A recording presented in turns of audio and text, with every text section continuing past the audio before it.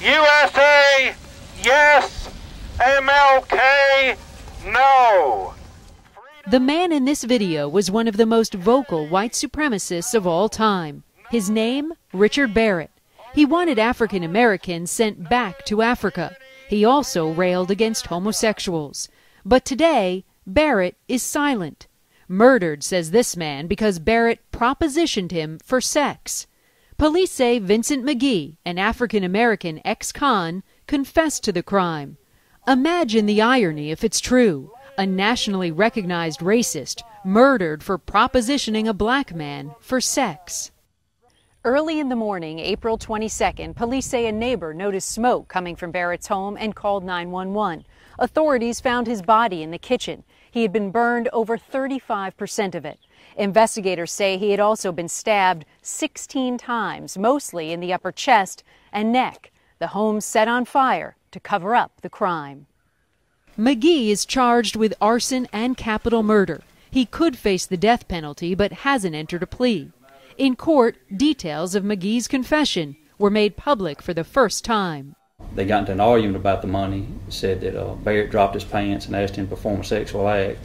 Said he got upset, grabbed a radio in the laundry room, struck Barrett several times, grabbed a knife from the kitchen and began stabbing him, tied a belt around Barrett's hands, and then during the struggle he just stabbed him until he quit moving. Mike Scott is McGee's defense attorney. Is it possible, in your opinion, that he might have concocted this story about being propositioned for sex in order to defend himself against a capital murder charge?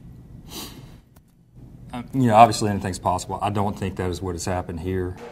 The district attorney says this was not a hate crime and had nothing to do with race or sex. He argues McGee's motive was robbery. If the killing was over unwanted sexual advances, why was the wallet taken?